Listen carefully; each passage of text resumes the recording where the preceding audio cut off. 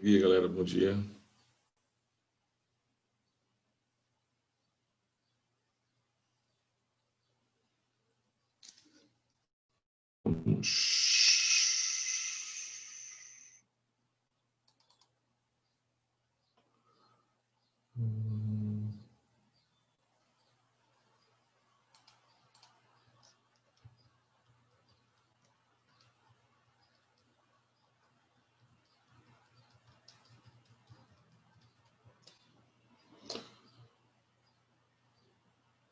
Vamos começar.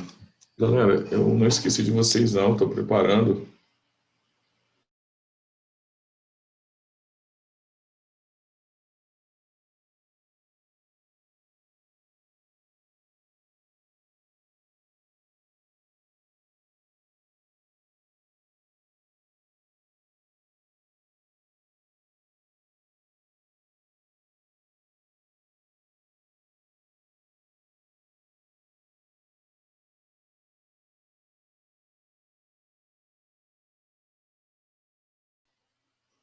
Que doideira do Zoom, ele se desconectou, galera, foi mal aí. Deixa eu compartilhar de novo a minha tela. Então, galera, deixa eu esconder algumas coisas aqui. Então, olha só.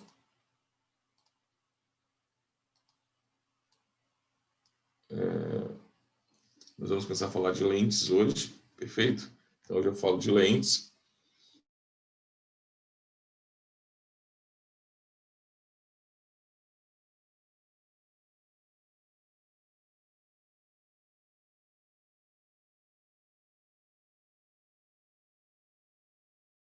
Toda hora, em toda hora eu estou desconectando, tipo, sai, cai a minha transmissão. Vamos de novo. Que merda.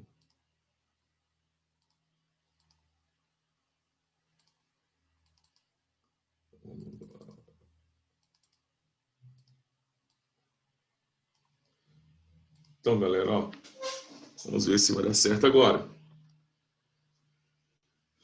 Vamos começar a falar de lentes agora, lentes esféricas. Eu vou falar de novo, falo sobre tudo, mas depois eu foco mais ou menos, mostro para vocês as questões do Enem, como que elas são recorrentes. Eu também estou trabalhando também no material de vocês. Deixa eu ver se eu acho algum lugar aqui. Deve ter alguma pasta aqui. Deixa eu mostrar para vocês a pasta que eu vou enviar para vocês. Só que ainda eu estou colocando alguns exercícios e fazendo algumas adaptações. Então aqui são as listas de exercícios, o que está em PDF são listas de exercícios e gabaritos, e o que está em PowerPoint são as aulas. Então o que eu estou faltando aqui, colocar essas aulas de óptica da visão e lentes, né? Lentes já coloquei, agora falta colocar exercícios de lentes, óptica da visão, vou colocar e vou mandar esse material para vocês. Cara, é um material excelente, tá? Então assim que eu terminar, está anotado ali, vocês estão anotados nos meus afazeres e vai chegar para vocês, tá? Fica tranquilo que vai chegar. Vamos começar a falar então de lentes esféricas. Isso. Então, lentes esféricas, é isso aí.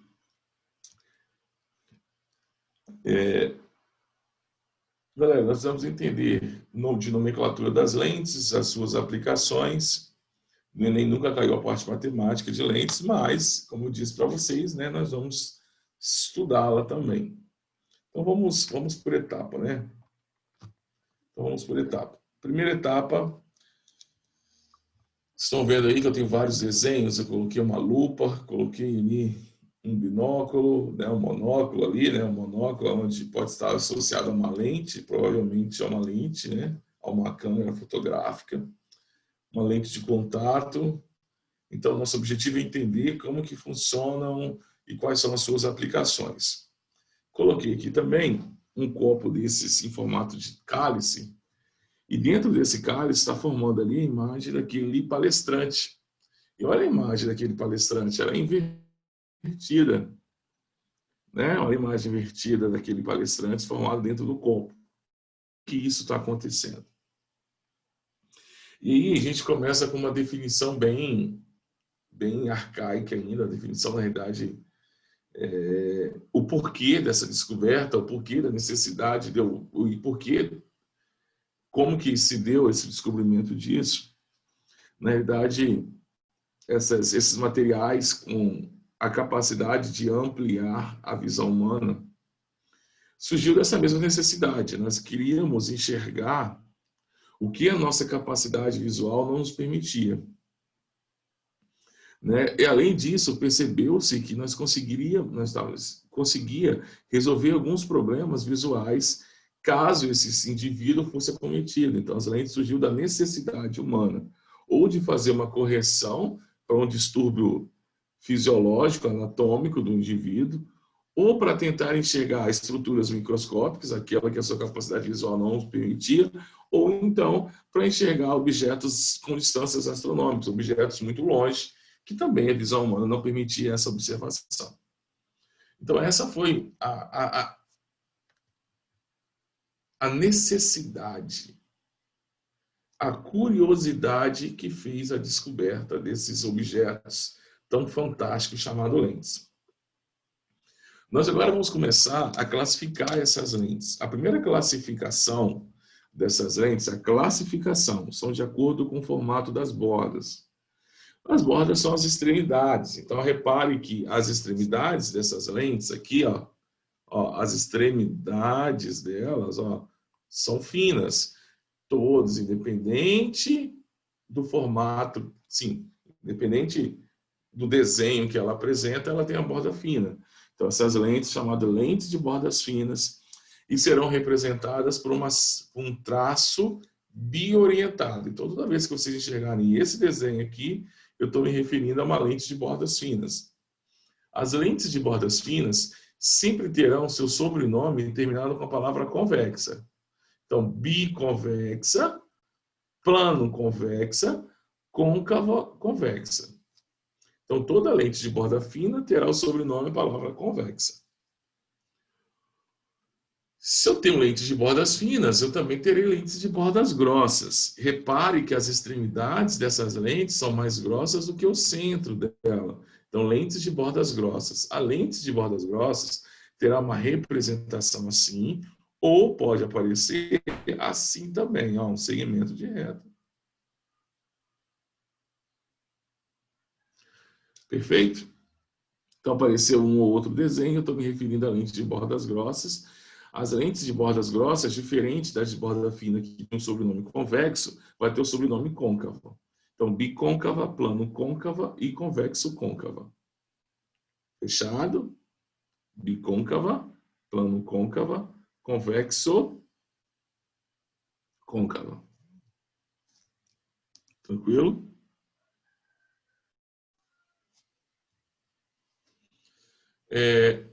Agora, uma segunda classificação de acordo com o comportamento dos raios paralelos ao serem refratados por essas lentes. Porque na lente, diferente dos espelhos, eu estou preocupado com a refração da luz, não com a sua reflexão.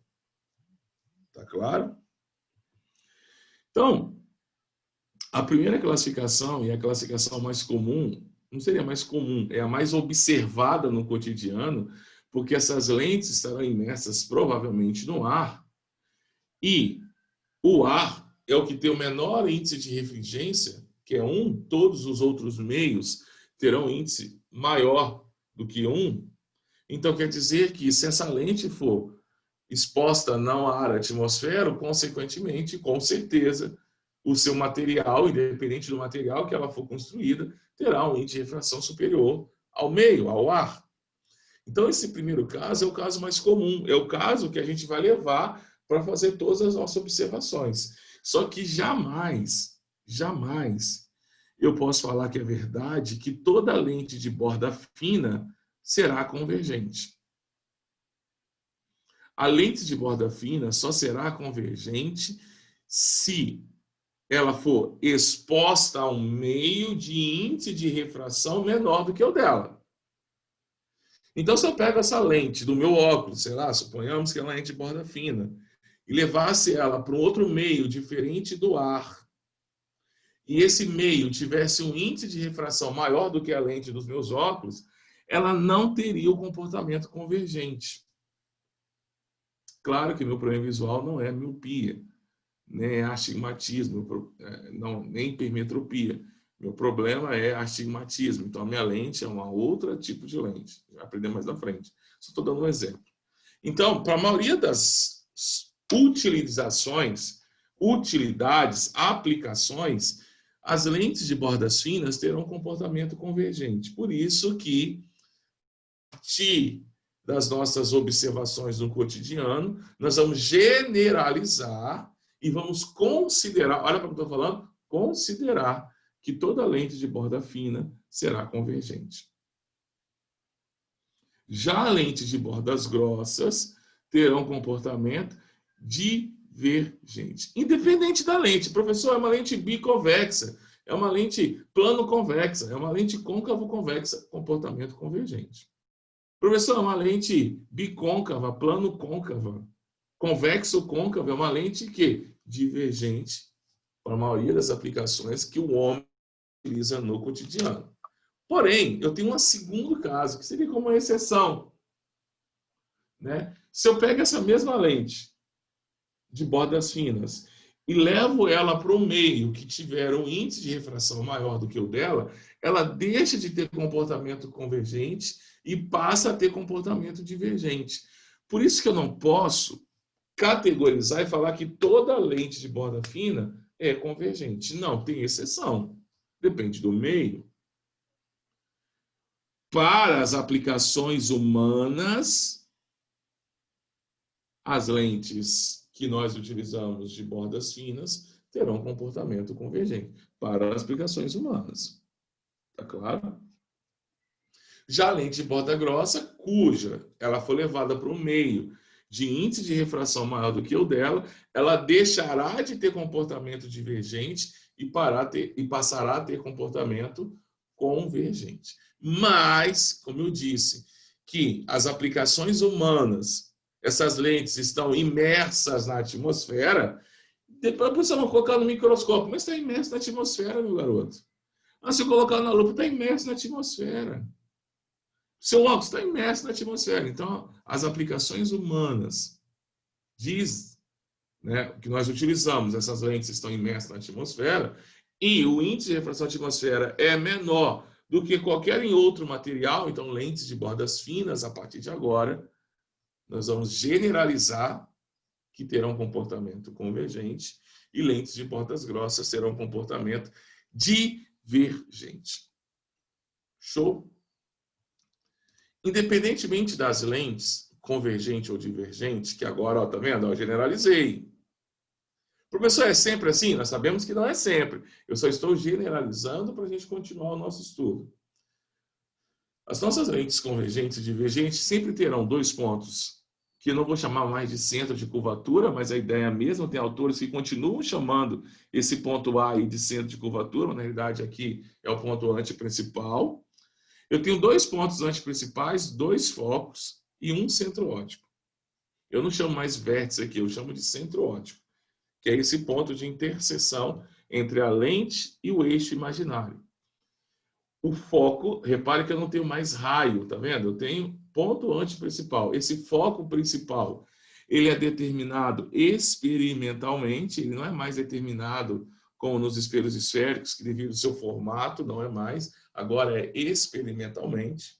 Então eu vou fazer um raio passar por essa lente e eu vou analisar em que ponto que esse raio ele converge, se for uma lente convergente, ou em que ponto, a partir do ponto que o seu prolongamento convergiria, aí eu vou analisar e esse ponto será o foco principal dessa lente.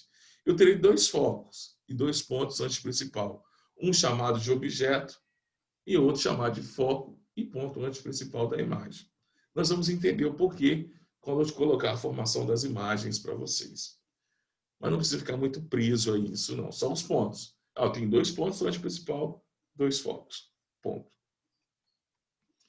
Galera, assim como os nossos espelhos esféricos, nós temos nossos raios notáveis.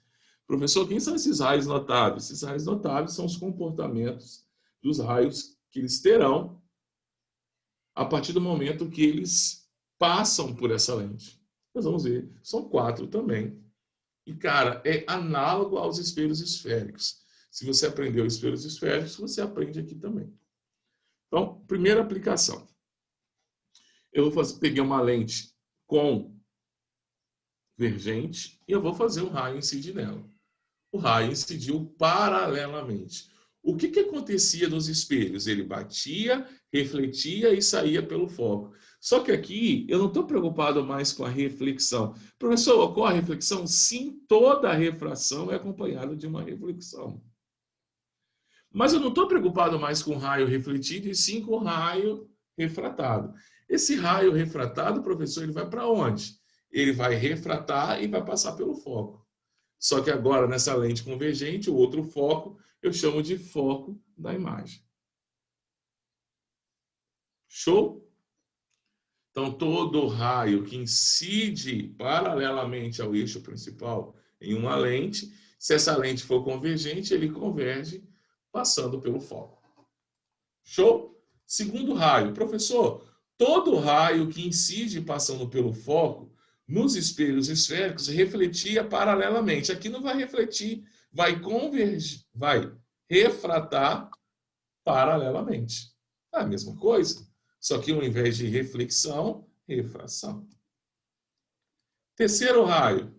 Professor, todo raio que incidia passando pelo centro de curvatura de um espelho, o que acontecia? Ele batia e voltava, refletia sobre si mesmo. Aqui eu não estou preocupado com a reflexão e sim com a refração. Ele vai refratar e vai passar pelo ponto antiprincipal. Está vendo por que eu tenho outro ponto antiprincipal? Porque é os pontos que os raios vão passar ao sofrer refração. Tá claro? Terceiro raio. 4 raios, professor. Todo raio que incide no centro óptico, lá era vértice do meu espelho, lá saía simetricamente. Aqui ele não vai sofrer desvio, ele vai passar direto. Lembrando que eu preciso de 2 raios para formar a minha imagem. Somente 2 raios. Fechado? Tranquilaço?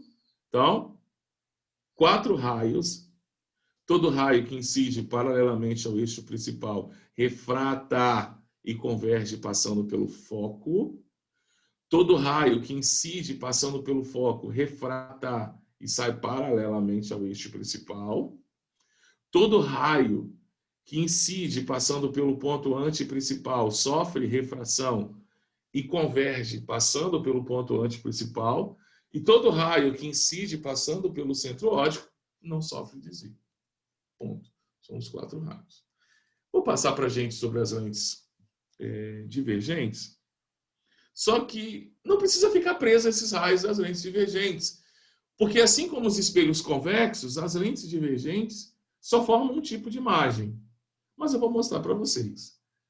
Olha, todo raio que incide paralelamente, o que iria acontecer com ele? Se fosse uma lente convergente, ele ia convergir passando pelo foco. Mas aqui não é uma lente convergente, é uma lente divergente. Então ela vai se separar. Esse raio tem que se separar, tem que se afastar do eixo principal.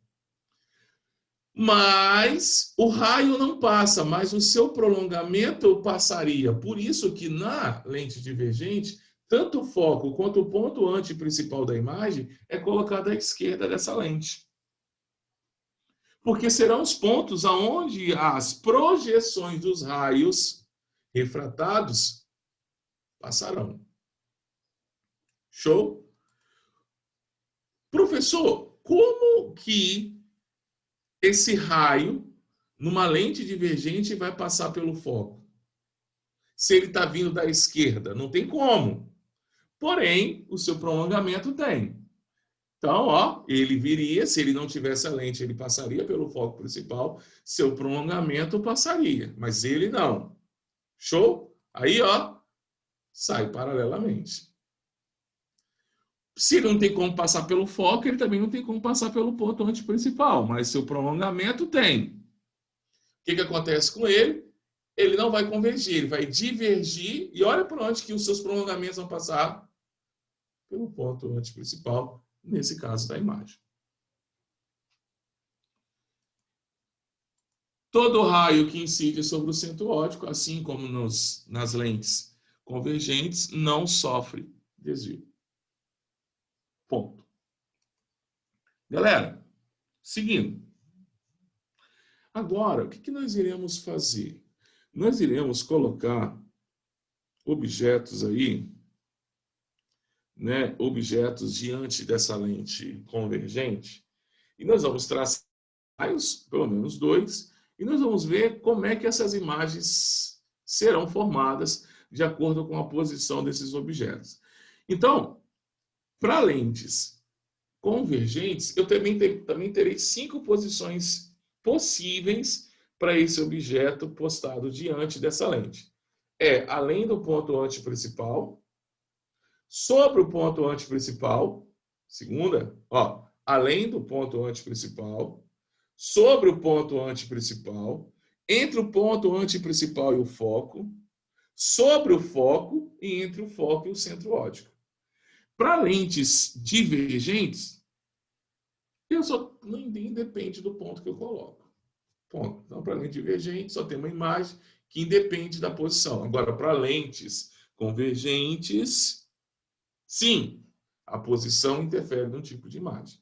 Então, se eu tenho 5 posições, eu tenho 5 imagens diferentes. 5 características de imagem diferentes, assim como nos meus espelhos esféricos. Se vocês ainda... professor, esqueci espelhos esféricos. Volta lá na aula, assiste de novo. Vê o que eu fiz lá, vê como é que eu classifiquei as imagens. Então, vamos lá. Professor, se eu colocar um objeto além do ponto antiprincipal, vamos traçar os raios? Primeiro raio, incide paralelamente, converge passando pelo foco. Segundo raio, o que incide no centro óptico não sofre desvio. Cara, vocês estão vendo que os meus raios refratados se encontram em um ponto? E nesse ponto é onde se dá a formação da minha imagem. Então, olha como é que será a minha imagem. Comparada ao objeto, ela está de cabeça para baixo. Então, é uma imagem invertida. Comparado com o meu objeto à esquerda, ela é menor. E ela é formada pelos raios refratados. E logo é uma imagem real. Então, ela tem 3 características. Ela é real. Toda vez que é real, é invertida. E, nesse caso, ela é menor. E aonde que ela está sendo formada? Entre o foco e o ponto antiprincipal. Quanto mais distante eu levar esse objeto, mais perto do foco ele ficará. Tá claro? Então, se eu aponto uma lupa para Marte, para a Lua, para qualquer objeto astronômico, aonde que vai estar a minha imagem formada? No foco dessa lente. Massa? Vou colocar agora a segunda posição. Professor, coloquei exatamente sobre o ponto antiprincipal. Vamos traçar os raios. Caramba, olha onde que os raios encontraram exatamente no ponto antiprincipal. Viu por que eu tenho 2 pontos antiprincipal? Viu por que um é chamado objeto e o outro é chamado da imagem? Porque do objeto é onde eu coloquei o objeto e da imagem é onde que seria formada a imagem. O que essa imagem é? Real, invertida e do mesmo tamanho que o objeto. Terceira posição. Professor, se eu coloco o objeto entre o ponto antiprincipal e o foco, está análogo aos espelhos esféricos. A mesma situação. A única diferença é que você tem que entender que para espelhos esféricos, as imagens reais são formadas na frente do espelho. Então, se eu quero projetar uma imagem real de um espelho esférico, eu tenho que colocar o anteparo na frente da parte refletora. Agora, se eu quero projetar uma imagem real de uma lente, eu tenho que colocar o anteparo depois da lente. Então, vou colocar objeto, lente e anteparo. Para espelhos esféricos, fica assim, espelho é minha mão, objeto e na frente lá, meu anteparo. Lente, objeto, anteparo. Show? Olha a organização diferente. Que tipo de imagem eu vou ter aqui? Vou traçar os raios, professor. Olha que imagem eu tenho. Real, porque é formada pelos raios refratados. invertida e maior. Então, se eu quero um objeto maior, né, eu quero projetar uma imagem maior utilizando uma lente, eu tenho que pôr esse objeto entre o ponto antiprincipal e o foco. Massa? Quanto mais perto do foco eu for levando esse meu objeto, mais distante da lente, maior estará esse objeto. Até chegar uma hora que ele se afasta tanto, tanto, tanto, tanto, que ele está no infinito. E como eu sei, se eu estou vendo que nem os meus raios refratados, nem os seus prolongamentos se encontrarão, e nós sabemos que retas paralelas se encontram no infinito. Segundo Augustus, da Culpa das Estrelas, ele diz que existem infinitos de tamanhos diferentes. Então não tenha medo de viver tudo intensamente, porque talvez o infinito, esse intenso é um infinito, e esse infinito é tamanho diferente. Não quer dizer, então quer dizer que a sua vida é formada cheio de infinitos, de tamanhos diferentes. Depende do seu ponto de ótica, do seu ponto de vista. Quantos infinitos você já viveu? Essa é uma pergunta. Está vivendo agora para o Enem, intensamente. Ah! Seu finito. Tem um fim. Janeiro. Tudo der certo e você conseguir entrar numa federal, você vai viver agora um novo infinito. Intensamente seu curso superior. E na sua formatura vai ter um fim. Você vai, as lágrimas, vai passar aquele filme de 5, 6 anos, 7 anos, não sei quanto tempo você vai ficar lá dentro. E aquele flashback de 30 segundos vai passar pela sua cabeça como se estivesse voltando ao tempo e você vai ver que aquele tempo nunca mais vai voltar, então aquilo você foi para o infinito e agora você vai viver uma nova etapa. A vida é assim, a vida é massa. Galera, onde está esse objeto? Lá no infinito. Que tipo de imagem é essa? Imprópria. Se eu coloco o objeto entre o foco e meu centro óptico, que tipo de imagem eu tenho? Vou traçar os raios. Olha, os raios refratados não se encontraram, mas os seus prolongamentos se encontraram. E que tipo de imagem eu tenho aqui, então? Uma imagem virtual, direita e maior. Professor, então vamos parar para analisar. Se eu uso uma lupa, por exemplo, que tipo de imagem eu tenho lá na lupa? Uma imagem virtual, direita e maior. Show. Show. Ei, show, né? Então agora eu já sei todos os tipos 4 de imagem. Independentemente do meu objeto, aonde que ele for postado diante de uma lente divergente, a minha imagem sempre será uma imagem virtual, direita e menor que o objeto. Show? Vamos comigo. Aqui, gente, eu faço o resumo, né? Isso aqui é porque para o material de estudo de vocês. Como é que são as imagens de acordo com as posições, tá? Que eu disse lá, está escrito aqui, que eu vou mandar esse slide para vocês. Eu acho que eu vou mandar. Estou pensando ainda se eu mando ou não. Tá? Tá aqui.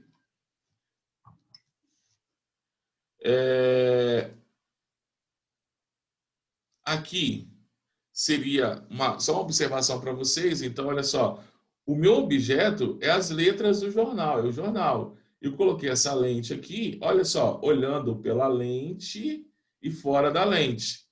Fora da lente a letra está menor, na lente segurada pelo dedo polegar e o indicador do indivíduo está com uma imagem maior. Então quer dizer que meu objeto está entre o foco e o centro óptico. Quem é o objeto? O jornal. Show? Então, o que esse cara está vendo é uma imagem virtual das letras. Show? Olha uma lente divergente. Olha como está fora da lente, dentro da lente. Imagem virtual, direita e menor. Show? Pegando essa mesma lente divergente, agora colocando no jornal, olha, piora a minha observação. Galera, e aí? Deixa eu olhar para vocês. Alguma dúvida? Fala para mim aí. Anthony, Breno, Eduarda, Tainara, Vívia, Natália. Dúvidas, problemas, alguma coisa? Posso continuar? Está muito rápido? Massa. Então segue o fluxo. Então vamos seguir o melhor da América de 2019 e será o melhor da América de 2020 também. Tá? Galera, uma questão da UERJ aqui. Vamos fazer algumas questõezinhas aqui, bem rapidinho, para a gente ir para a parte matemática também. Não sei se dá tempo. Eu queria terminar a lente, então a minha aula de sexta eu vou dar na quarta-feira. E quinta e sexta eu dou aula de química. Agora não sei, cara. Agora que eu estou pensando. Porque a gente volta no presencial de 19. E aí talvez seria interessante terminar a física aqui. Né? Terminar a física, essa parte de ótica, para a gente deixar no início da matéria ajustadozinho para 19.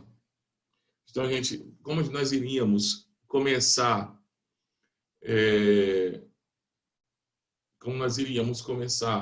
na química orgânica, e como, se eu terminar a ótica, nós iríamos começar eletromagnetismo. Então, e são vocês que estão assistindo a aula mesmo, o que vocês acham da gente ficar aqui? Eu terminar a parte de ótica com vocês, nessa semana eu terminaria a parte de ótica, e aí a gente tira a semana que vem para fazer alguns exercícios de revisão do que nós estudamos online. Pegar exercícios das mais diversas... exercícios de física. Então, vou colocar exercício de física de toda a matéria que já estudamos. Então, de física, o que nós já estudamos? Nós estudamos toda a mecânica, estudamos toda a termo, estudamos toda a ondulatória, toda a óptica. Então, pegar exercícios dessas grandes áreas aí e vamos montar uma lista de exercícios de 15 questões, como se fosse o Enem nesses tópicos. Tá? Questões, algumas inéditas e algumas que eu acho interessante para trabalhar. E a mesma coisa com química. Toda a parte de química geral e toda a parte de físico-química que nós já estudamos, montar uma lista de exercício para a semana que vem e a gente trabalhar com esses exercícios a semana que vem. Né?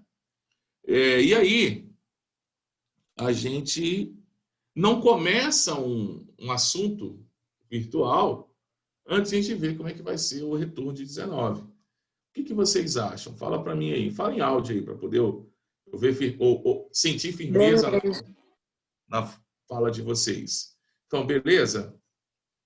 Então, fechou, né? Então, fazer o seguinte. Então, essa semana, vocês que decidem, tá, gente? Então, essa semana, a gente termina a física, vai ficar só com física essa semana, terminar a parte de ótica, bonitinho, redondinho e tal, falar tudo sobre tudo que vocês precisam saber, fazer questões do Enem e tal. E aí, a semana que vem vai ser só exercício de revisão. Vou chamar exercício revisionais de aula remota. Então, tudo que nós vemos em aula remota, eu vou revisar a semana que vem. E aí, serve também de reflexão para você. Cara, será que eu aprendi? Será que eu não aprendi? Será que eu preciso de uma aula para poder... Agora era a hora de eu ter uma equipe para me ajudar. Porque olha só que irado que seria. Presta atenção, é humanamente impossível fazer isso. Eu não tenho tempo para isso, a não ser que eu fosse... Impossível, tinha que ter uma equipe. Mas olha só. E aí, sim, houve alguns erros, né? Nosso. Tanto o meu, que poderia ter informado o nome da aula para a galera na hora que subir para o YouTube, e erro também da escola, que poderia ter colocado o título da aula no YouTube, que não está tendo o título da aula. Galera, e tinha que ter separado também, terceiro ano, barra física, barra química, barra biologia, acho que ficaria muito mais, muito mais tangível, muito mais dinâmico. Olha que ideal seria, eu coloco a questão número 1, sei lá, escolhi o assunto calorimetria, e aí vamos supor que você não entendeu aquele assunto e quer revisar e tivesse ali um QR Code para você ir para o YouTube e assistir a minha aula que eu dei de calorimetria daquele assunto. Seria perfeito. Seria simplesmente sensacional. Natália, eu sei que é perfeito. A única coisa imperfeita é do Sempre Fluminense. Só isso. Mas eu vou fazer para você mudar ainda, tá, Natália? Vai nada. Mas, tipo assim, eu tô conseguindo pegar as aulas porque, por exemplo, igual a sua hoje, eu quero revisar. Aí eu boto, tipo, a aula física, aí eu boto a data. Aí às vezes, pela data é difícil, eu fico, tipo assim, meia hora só rolando pra baixo, assim, pra procurar a data. Ontem tinha um aluno com uma dificuldade em balanceamento de reações por óxido redução, e aí ele fez uma pergunta, né? Na realidade, ele fez para mim semana passada, eu respondi ele ontem, né? Aí o que eu fiz? Cara, eu fiquei uns 10 minutos procurando, eu falei assim, cara, eu dei essa aula lá para maio para os alunos do pré. Aí eu fiquei procurando, né? Procurando, tal, encontrei a aula, aí eu mandei para ele o slide, mandei para ele a lista de exercícios que eu enviei para vocês e mandei para ele a aula. Foi o que eu respondi para ele. Falei, ó, segue o material aí para estudo, qualquer dúvida você me pergunta. Aí ele falou, caramba, eu assim, caramba, entendi tudo, bicho. Caramba, eu tava assistindo pela plataforma e tal, não falou o nome da plataforma que ele tava. Pô, perfeito. Vou fazer o exercício de alguma dúvida, eu te mando mensagem. Até hoje, até agora não mandou. Então já tem quase 24 horas que eu mandei para ele. E acredito que ele conseguiu fazer toda a lista de exercícios de balanceamento por óxido redução. Então eu acho que essas aulas deveriam ter tipo olha, nessa aula o professor Nassi falou sobre isso.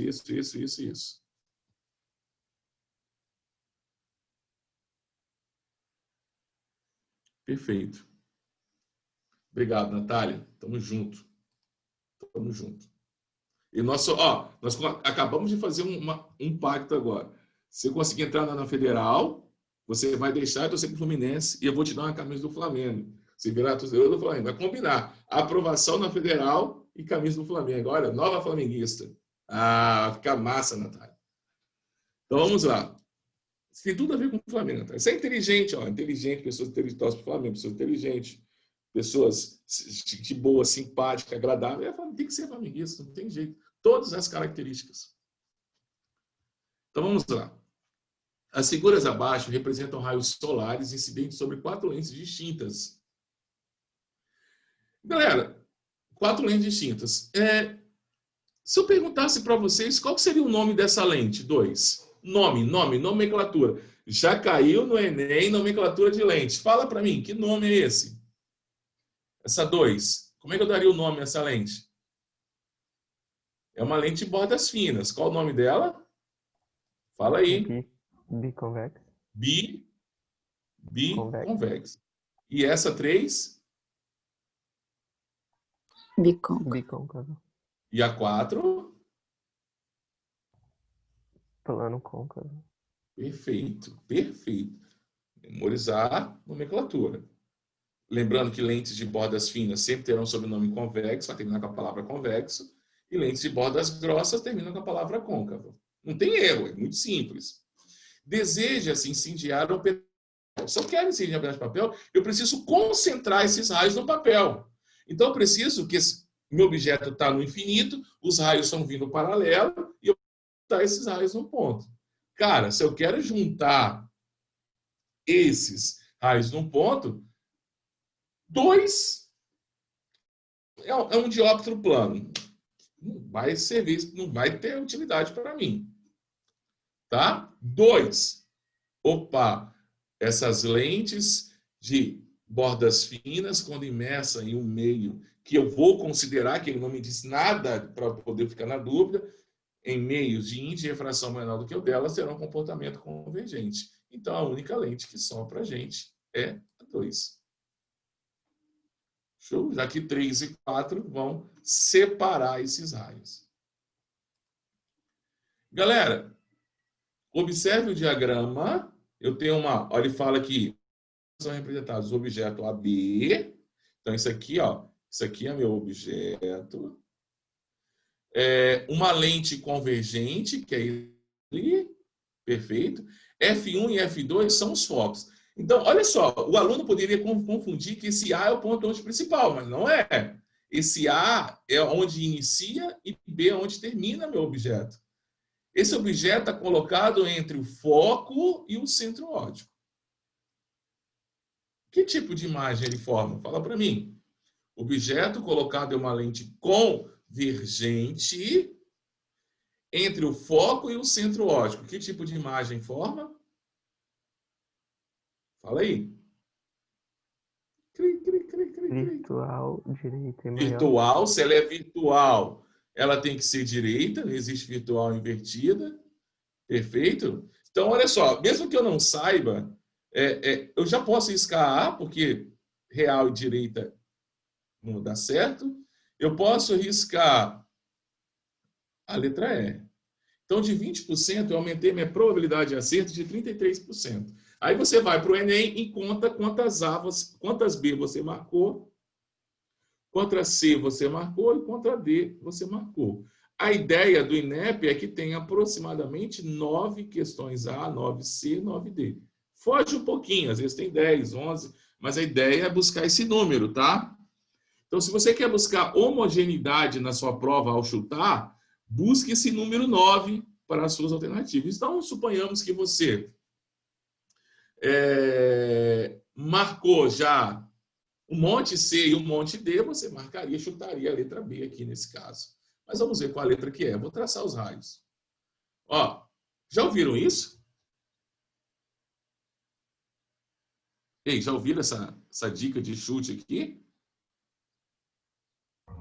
Eu faço isso. Eu sempre faço isso. Não, né? A gente vai discutir isso com vocês no presencial. Eu faço um chute consciente. Tipo assim, eu vejo qual tem mais probabilidade na minha cabeça. Mas eu faço assim, não. Chute consciente, tipo Fred? Tipo, eu dou uma olhada na questão assim, eu dou uma lida na questão quando tem tempo, aí eu falo, é essa aqui, aí eu boto. Isso de consciente. Vocês estão vendo que nos raios refratados eles não se encontram, então já sei que a minha imagem ela é virtual. Então, mas os seus prolongamentos se encontram. Então, que tipo de imagem eu tenho? Uma imagem virtual, direita e maior. Ficaremos com a letra B de bola. Tem mais uma?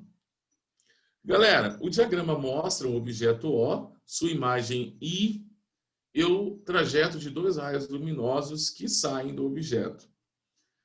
Que dispositivo óptico colocado sobre a linha PQ produzirá a imagem mostrada? O que eu tenho que ter ali para ser exatamente como está ali? Espelho não pode ser, porque espelho, o fenômeno que caracteriza o espelho é a reflexão. E ali está tendo a refração. Então, A, B e C, fora. Fiquei entre D e E. Lentes convergentes, os raios são convergidos, não são divergidos, não são separados. Então, sobrou para a gente a nossa letra E. Perfeito? Só mais uma. Galera, esperar nessa aula, a gente continua, tá? Uma bolha de ar imersa em um vidro apresenta o formato da figura. A bolha é de ar e ela está imersa em um vidro. Quando 3 raios de luz paralelos a atingem, observa-se que seu comportamento óptico é uma... Então, primeiro, que lente é essa? Essa aqui é uma lente de bordas finas. Isso não muda, tá? Biconvexa.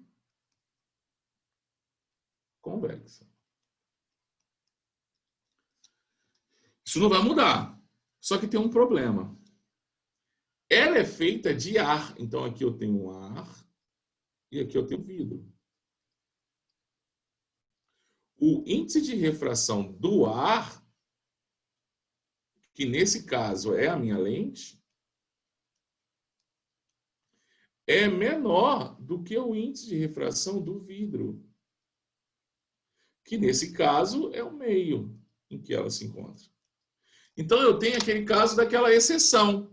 Quando o índice de refração da lente é menor do que o do meio, lentes de bordas finas terão comportamento divergente. Essa é o que? Exceção. Esse é um caso de exceção. Então, fique atento com isso. Não sei que vestibulares que vocês vão fazer, mas fique atento a isso. Show? Galera, ó, nós não fechamos lentes, só estamos começando. Ainda preciso de umas 3 ou 4 aulas para terminar isso aí. Por isso que eu queria pegar essas aulas de química, que eu quero, para a gente terminar a ótica no remoto, e a gente já começa com eletromagnetismo e química orgânica no presencial. Galera, mais uma vez, obrigado demais por assistir a minha aula hoje. Tamo junto. E é sempre um prazer dar aula para vocês. Valeu, Natália, valeu, Breno, valeu, Anthony, Tainara, Eduardo e Vívia. Tamo junto aí. E até amanhã. Fui.